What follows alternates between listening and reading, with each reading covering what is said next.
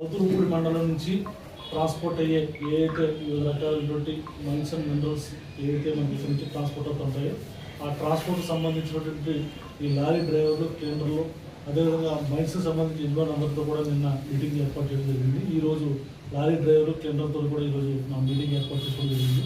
ఈ మీటింగ్ యొక్క ప్రధాన ఉద్దేశం ఏంటంటే మన యొక్క రోడ్లు ఏదైతే ఈ గిరిజా వైపు వెళ్ళే రోడ్డు కానీ ఈ శంకవరం వైపు వెళ్ళే రోడ్డు కానీ కొన్ని చోట్ల రోడ్డు అనేది కొద్దిగా అధ్వానంగా తయారైన సందర్భంలో ఈ ప్రజల యొక్క ఈ రోడ్లు కూడా అధ్వానంగా ఉన్నాయి. ప్రజల నుంచి కూడా వివిధ రకాలైనటువంటి డిమాండ్ వస్తున్న నేపథ్యంలో వీళ్ళందరినీ కూడా మైన్స్ యజమానులందరినీ కూడా ఈ సిఎస్ఆర్ ఫండ్ కింద రోడ్డు చెప్పి నేను పిలిచి అందరికీ కూడా రిక్వెస్ట్ చేయడం జరిగింది. దానిలో భాగంగా వాళ్ళు కూడా సంకల్పం స్పందించి ఆ రోడ్డు అనేది స్టార్ట్ చేయడం జరిగింది.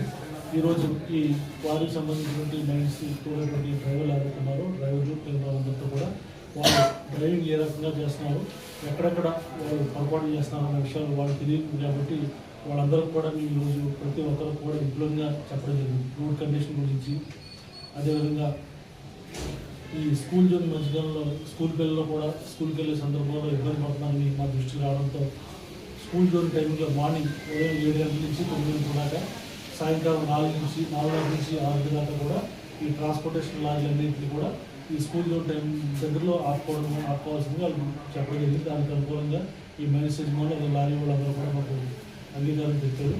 అదేవిధంగా ఈ ఏదైతే మైనర్లు కానీ ఈ మైనర్ల చేత డ్రైవింగ్ కానీ క్లీనర్ల చేత డ్రైవింగ్ కానీ ఈ మైనర్లు కానీ ఈ మైన్స్లో పెట్టుకోవడం కానీ లారీలో పెట్టుకోవడం కానీ ఎక్స్ట్రా ఎక్కడ పెట్టుకోవడం కానీ అటువంటి ఇవి కూడా పెట్టకుండా వాళ్ళు ఇంట్లో కూడా ఇంక్లూడ్ చేయకుండా కఠినంగా ఉండాలని చెప్పి అందరూ కూడా మేము ఈ హెచ్చరిక జారీ జరిగింది.